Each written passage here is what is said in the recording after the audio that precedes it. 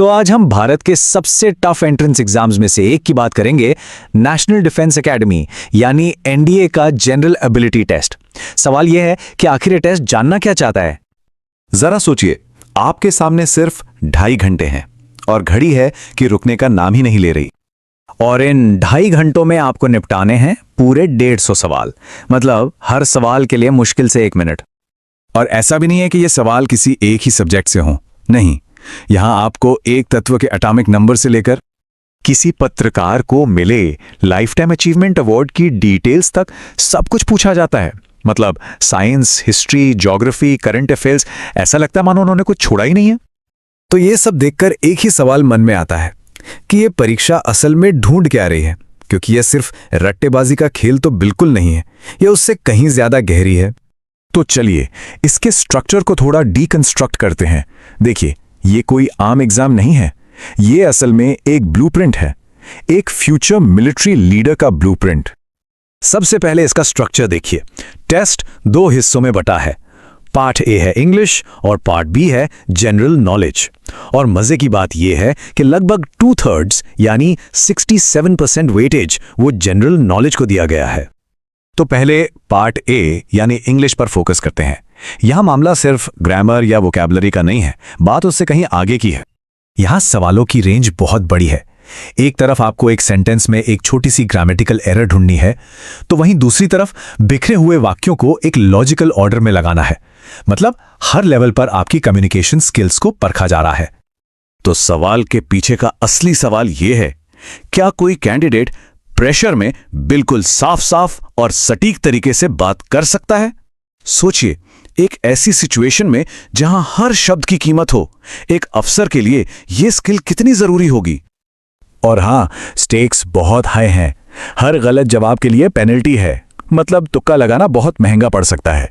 यह टेस्ट आपसे एक्यूरेसी और कॉन्फिडेंस दोनों मांगता है। यहां हर गलती का एक कॉन्सिक्वेंस है। चलिए अब आते हैं पार्ट बी पर, जो जनरल नॉलेज का एक कह सकते हैं महासागर है। यहां कैंडिडेट से एक 360 डिग्री वर्ल्ड व्यू की उम्मीद की जाती है। एक पल आपसे 18वीं सेंचुरी की फिलॉसफी जैसे यूटिलिटेरियनिज्म के बारे में पूछा जा रहा है, और अगले ही पल आप बायोलॉजी की गहराइयों में गोते लगा रहे होते हैं और फोटोसिंथेसिस की प्रोसेस से जुड़ा कोई सवाल सॉल्व कर रहे होते हैं। और फिर अचानक आप जंप करते हैं कोल्ड वॉर की हिस्ट्री पे, जहां क्रूमन डॉक्ट्रिन को एनालाइज करना है। ये जो इंटेलेक्चुअल जंप है ना, यही दिखाता है कि एक अफसर से कितनी मेंटल एजिलिटी की उम्मीद की जाती है। तो ये जो इतनी वाइड रेंज है, इसका असली मकसद रट्टा लगवाना नहीं है। इसका लक्ष्य है एक होलिस्टिक अवेयरनेस बनाना, ताकि एक अफसर ये समझ सके कि दुनिया के अलग अलग हिस्से, चाहे वो साइंस हो, हिस्ट्री हो या पॉलिटिक्स, आपस में जुड़े कैसे हैं। लेकिन एक मिनट, क्या ये सारे सब्जेक्ट्स सच में इतने अलग हैं? या फिर इन सब के पीछे एक कॉमन थ्रेड है, एक ही तरह की स्किल है जिसे बार बार परखा जा रहा है? और यहीं पर एक बहुत इंटरेस्टिंग पैटर्न सामने आता है। अलग अलग सब्जेक्ट्स असल में एक जैसी कोर स्किल्स को टेस्ट कर रहे हैं। जैसे फिजिक्स का सवाल आपकी एनालिटिकल रीजनिंग को परखता है, हिस्ट्री का सवाल कॉज एंड इफेक्ट को एनालाइज करने की आपकी क्षमता को, और ज्योग्राफी का सवाल आपकी स्पेशल अंडरस्टैंडिंग को। मतलब डिजाइन कितना ब्रिलियंट है। सवाल भले ही अलग अलग हों, लेकिन मिशन एक ही है, क्रिटिकली और एनालिटिकली सोचने की एबिलिटी को टेस्ट करना। तो इन सबको मिलाकर देखें तो बॉटम लाइन क्या है? ये टेस्ट असल में माप क्या रहा है? देखिए, ये परीक्षा किताबी ज्ञान से कहीं आगे की चीज है।